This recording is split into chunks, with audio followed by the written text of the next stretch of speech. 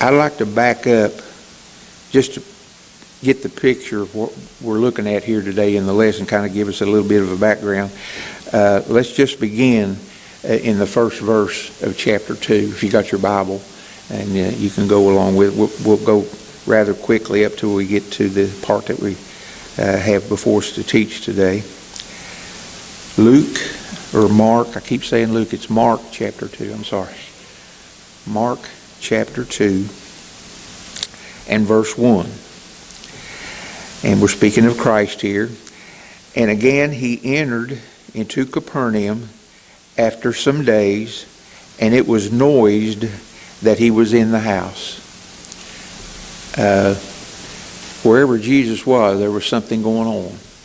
And wherever Jesus is at, something happens for the good. So Jesus had made his way. Capernaum was sort of the base of where Christ fixed himself, if I can use that term.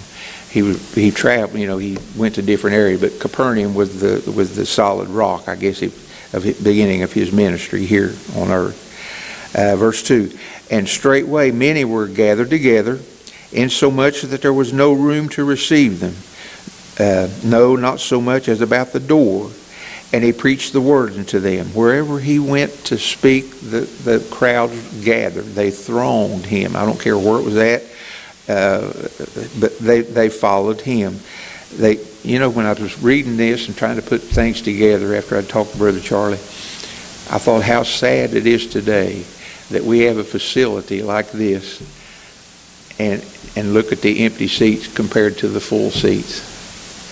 It's sad. We're in a sad time, but don't let that drag you down.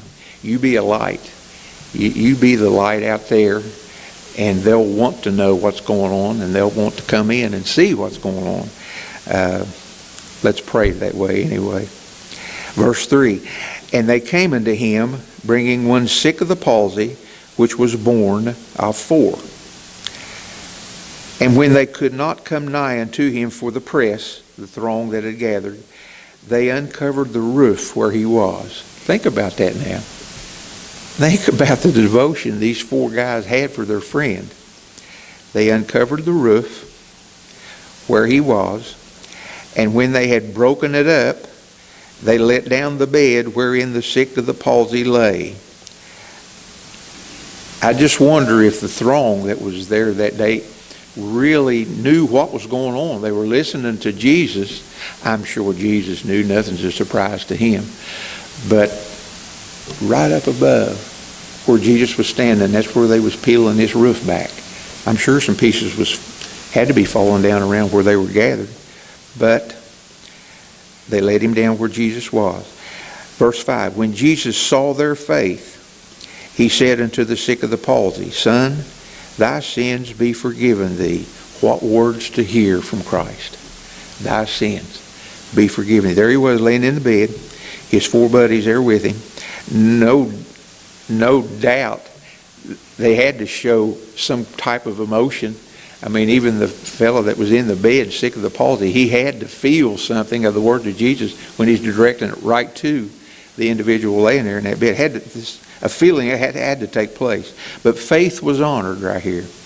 God will honor our faith. That's why we just got to build on our faith, trust in our faith, use our faith, grow in our faith. That's one of the most important characteristics of a Christian. Verse 6, but there were certain of the scribes sitting there and reasoning in their hearts. Nothing was said. They were just sitting there thinking out loud, put it that way. Why doth this man thus speak blasphemies? Who can forgive sins but God only? Jesus knew their thoughts. They didn't have to say a word. He knew what they were thinking. And immediately in verse 8, when Jesus perceived in his spirit that they so reasoned within themselves, he said unto them, Why reason ye these things in your hearts? Whether is it easier to say to the sick of the palsy, Thy sins be forgiven thee, or to say, Arise and take up thy bed and walk? Probably looking directly at him. I mean, he had to be just staring right square in the face. Verse 10. But that ye may know that the Son of Man hath power on earth to forgive sins. He turns his head from those guys, looks directly at the man sick of the palsy. He saith to the sick of the palsy, I say unto thee, arise, and take up thy bed, and go thy way into thine house. The bed had borne the man. Now the man was bearing the bed. What a picture.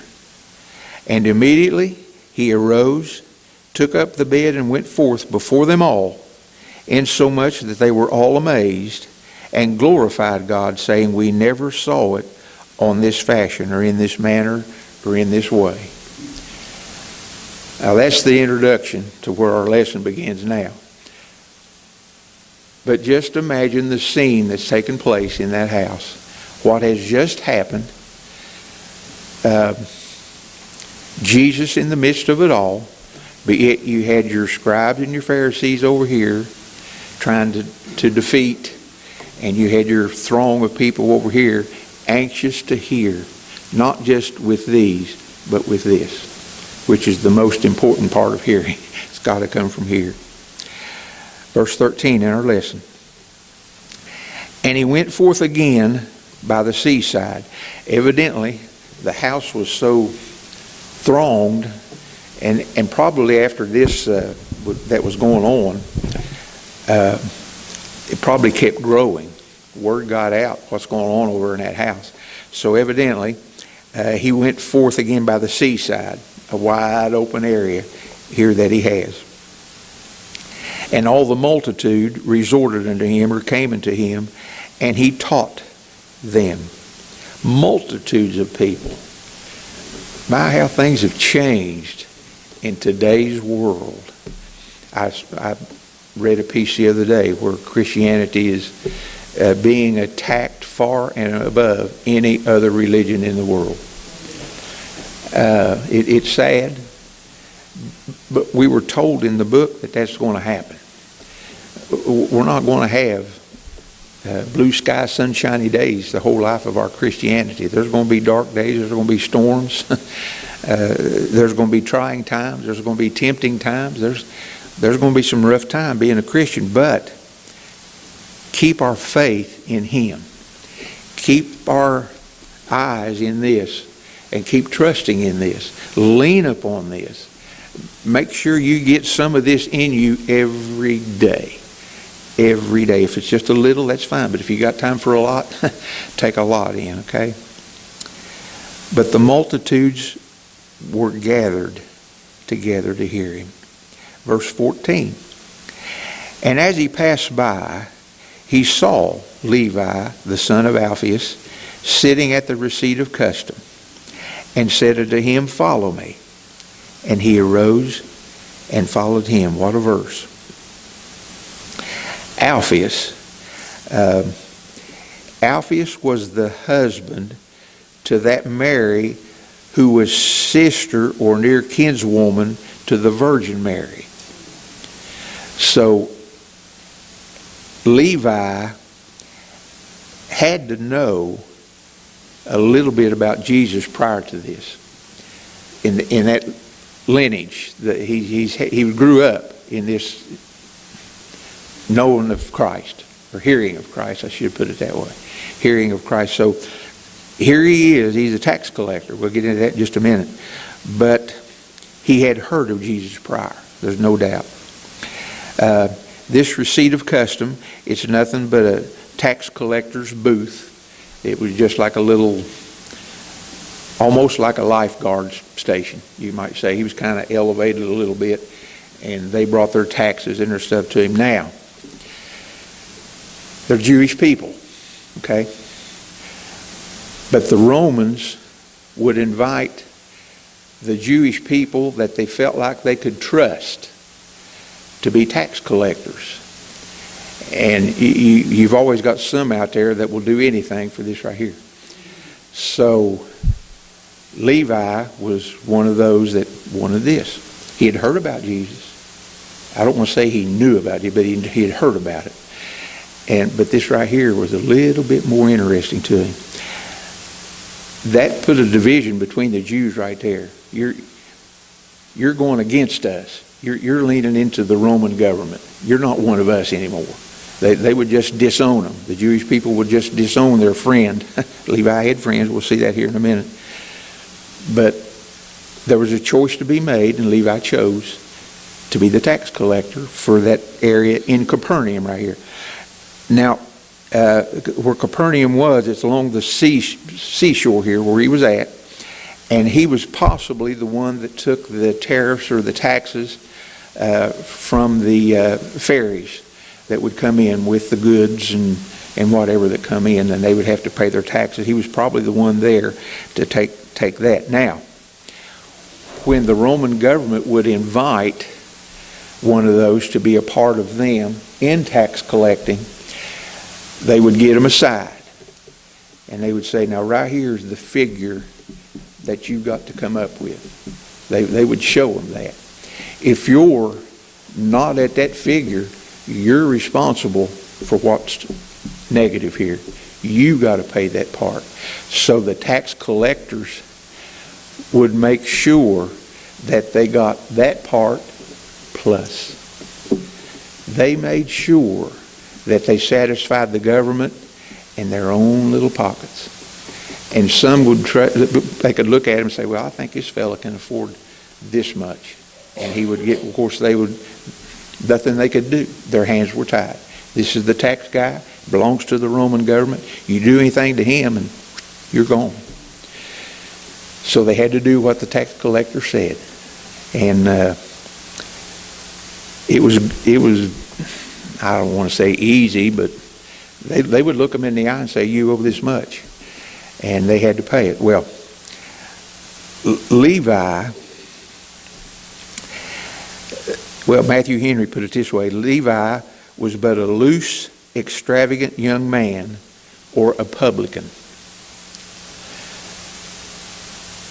So evidently, he had prospered greatly financially through the job that he had. Probably loved his job.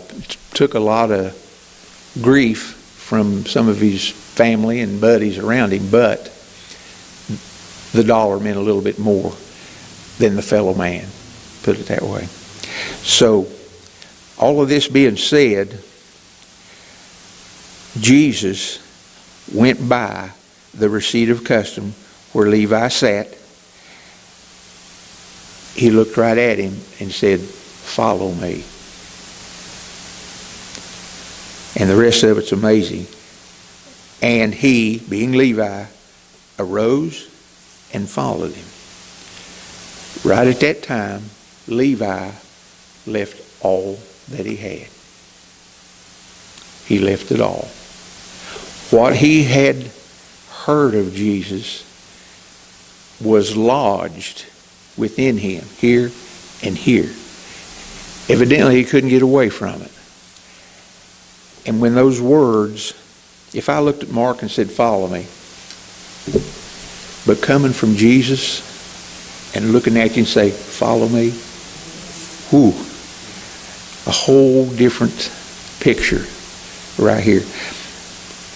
Now, follow right here in the Greek, that doesn't mean just get behind me and walk. That word right there is equal to a companion, an associate, with an equality of relationship. Wow. You're on the same level as Jesus is right now. You're one of his. This is the first one. Now, Levi is Matthew. It's I forgot how they worded it now, but in one sect recognize it as Matthew, another sect recognize it as Levi, but it's the same individual. Levi is Matthew. So he was the first one chosen. A tax collector, one that's hated by the people, despised by the people. And Jesus looks at him and says, "Follow me." Jesus don't look at the outside. He knew what Matthew was. He knew what he had done in charging these people. He could tell you down to the penny how much he overcharged. and stuck it in his pocket. But he chose him. He could see something in here that we can't see. And he chose him as the first disciple. Follow me. And he arose and left and followed. How much time between follow me and he arose was it? I don't think there was much time there. I don't think a lot of time elapsed between that time.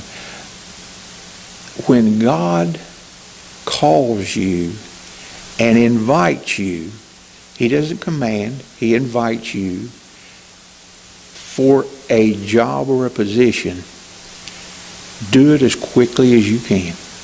Don't let it linger, because that gives the devil time to start working on you. The devil will speak over here and his Holy Spirit will speak over here. There's a battle that goes on. When Christ invites you to do a job in the church, out of the church, whatever, do it immediately. Yeah. Do it immediately. I can honestly say and look you in the face, I didn't do it immediately. When I was asked different times in my Christian life to do. One, I just thought it was kind of funny. Sister Betty Holly. I know you all remember Sister Betty Holly. She stood about that tall. And Pam and I had not been back here to Kellogg very long, really. And of course, Betty knew that I had sung with Mom and Dad together as a trio. And they were doing a program here. I can't remember the name of it. But there was a song that she wanted me to sing. And she's looking up at me like this, and I'm looking down at her. And I said, Sister Betty, I don't do that. She said, here's the song, get the CD and learn it. Yes, ma'am. So I immediately went and, that's another story. But there's been times when I didn't immediately, and I wish I had. I wish I had, but I didn't.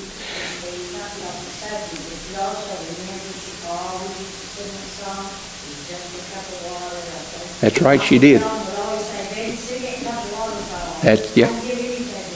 I remember her singing that. Yeah, that's a good memory. Hadn't thought about that.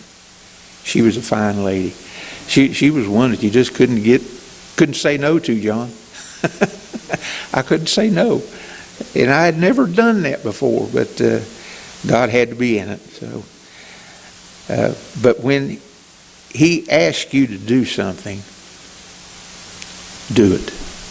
Just do it. I'm not a teacher by any means, but He takes care of the gaps that I leave out. He fills it in. I mean, I'm just talking to myself. I try to prepare the best that I can. I've got some books at home that I read and pick up notes and stuff on and everything. I try my best to prepare. But a lot of times I'll get up here and that will leave this, but He'll fill it with something else. I'll say things up here that I didn't even think about at home. But sometimes I'll leave things out that I've got written right in front of me. But evidently that's what God will take you and use you for the position that He's inviting you to do, and He'll make up the gap. He'll take care of that. So do what God asks you to do as quickly as you can. Verse 15.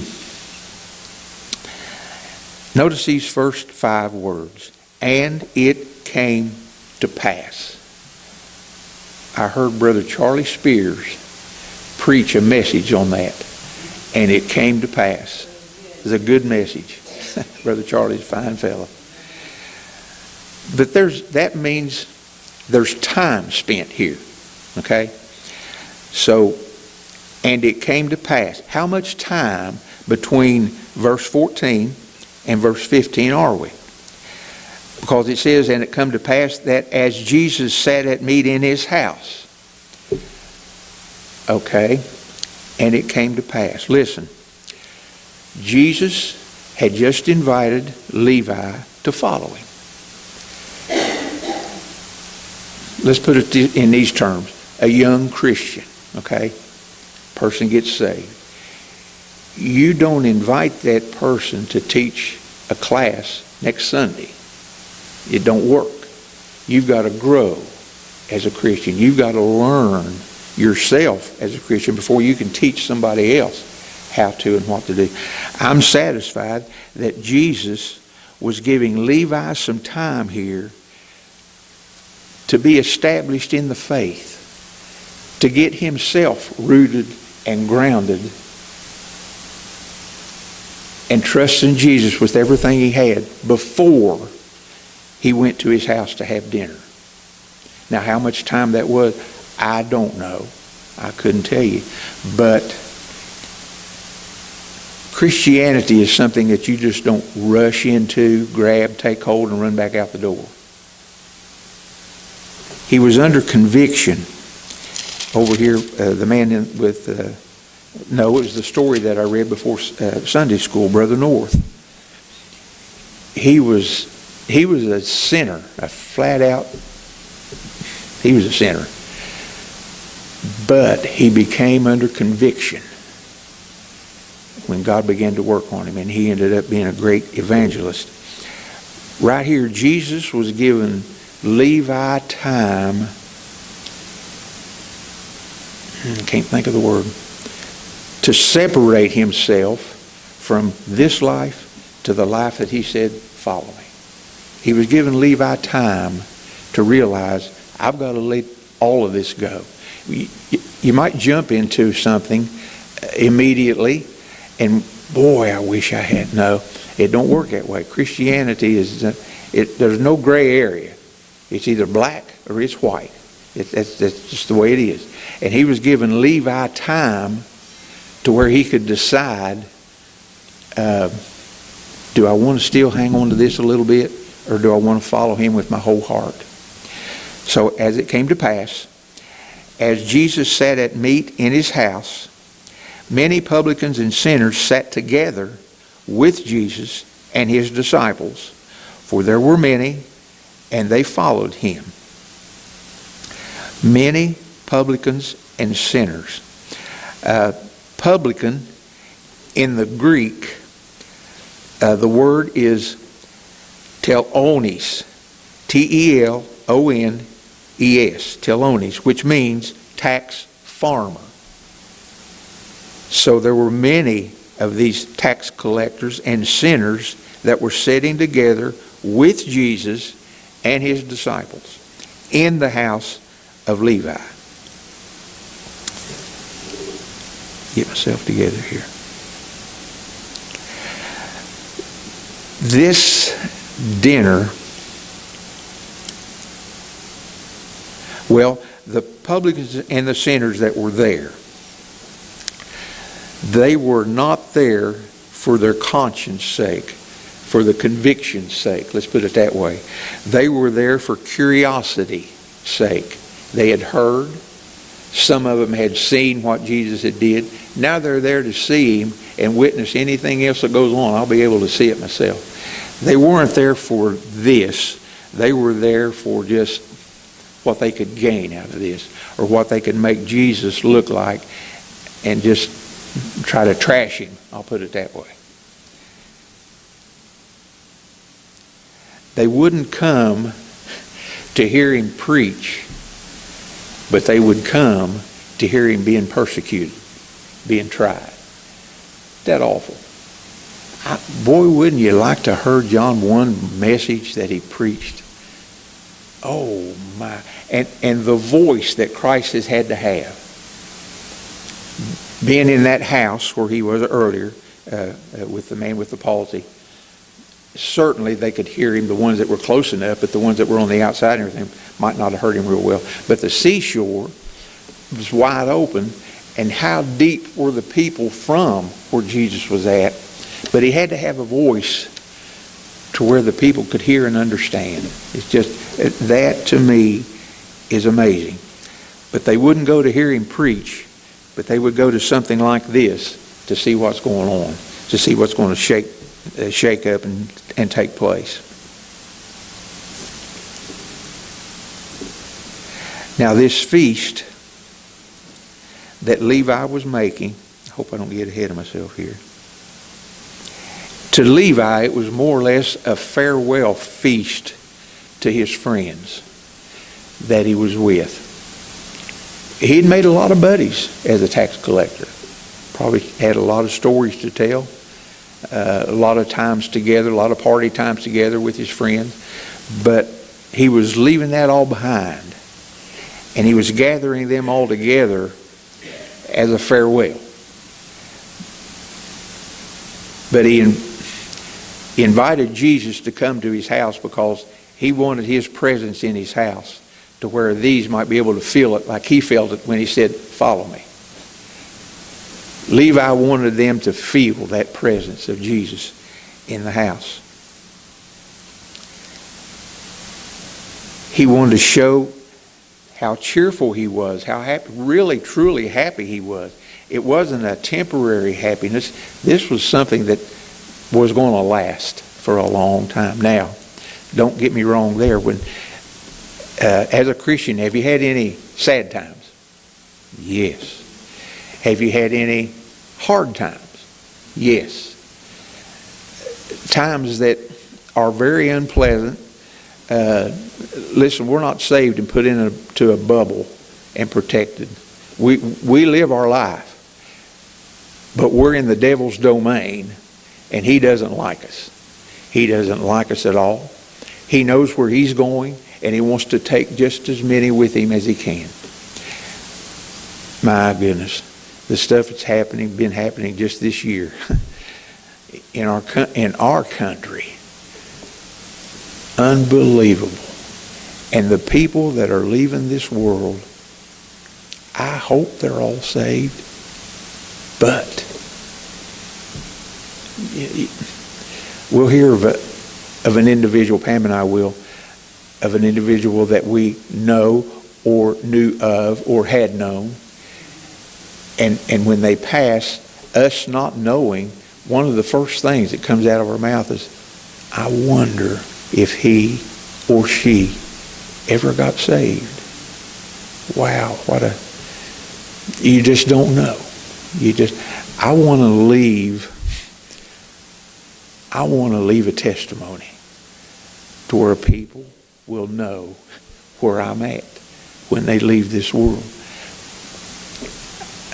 Well, these people were not there, the publics and the sinners that had been invited. Now, I don't want to throw them all into the same bucket. I'm sure there's some that had a real friendship with Levi, and they really started taking note of the changed life that he had. When he left that tax booth, I'm sure he had eyes watching him every step of the way, every day along his way. And they could see the change in this man's life. Now, there's also a devil then, there's one now, same one. And I'm sure he had his eyes on Levi too. And the stumbling blocks that he throwed in his way along the way, how Levi navigated these, and the temperament stayed the same. They were thinking, I remember him when he was a tax collector, he would just go off. I mean, he was ready to fight anybody or do anything. But now he just takes it as a grain of salt and just keeps on walking. That's God within us that has that under. I drove a truck for 27 years. And believe you me, there were times when I'd like to just took that truck and absolutely just run right over the one that had just pulled out in front of me. But inside, I could hear that saying, "Now, Steve. Now, Steve." I could feel myself just calming down. And towards the end, I just expected it to happen. It wasn't no surprise. But anger can grab you right now. And it's how you handle it. How you handle it is an effect on other people. Now those boys, they were teenage boys that was in that car. They probably had no idea what I had in my mind. But I knew what I had in my mind. It wasn't right. Now, Steve, calm down. God works that way. And that's the same way he worked with Levi. And that's the same way that Levi was leaving to show these friends, hey, it can be done. He had them all here in his house. He was trying to win sinners to Christ, just as he himself had been won. Verse 16. And when the scribes and Pharisees saw him, speaking of Jesus, eat with publicans and sinners, they said unto his disciples, how is it that he eateth and drinketh with publicans and sinners?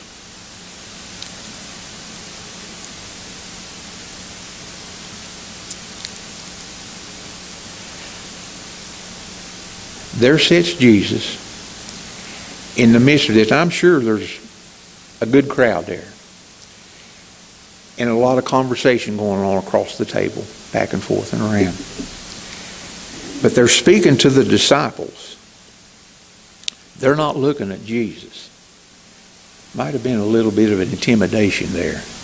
Maybe if we just get one of his disciples over here, maybe we'll be able to find an answer out. They did not like Jesus. And I have to say there's a little bit of fear of Jesus to them, because they just kept right on the edge. They would not dive in to a direct conversation with Jesus. At times there were, but this time right here, they were not. They didn't want to get into a conflict. They just wanted to bring something up to where they could throw it at Jesus, where they could throw it to the crowd. It's just like the snow that we got today. Early in the week, they started saying, watch out, prepare, which is good. You know, I agree. I think we should. But then when they started talking, I was thinking, wonder how many people's already canceling service on Sunday. You know. I was talking to my brother. He called to check on us this week. He said, what about church? I said, oh, yeah. I said, from the looks of it, we'll definitely have Sunday school. I said, I don't know about Sunday evening. We'll just wait and look to the sky. We'll just trust in the Lord. And if we do, we do. If we don't, we don't. God gave us this, put a brain in it. Use it. Use it. And my brother's church, where he goes to, now we're elderly, but his church is really elderly. I mean, there's hardly zero children there at all. I mean, but he was talking to me yesterday. He said, well, I've already had some phone calls.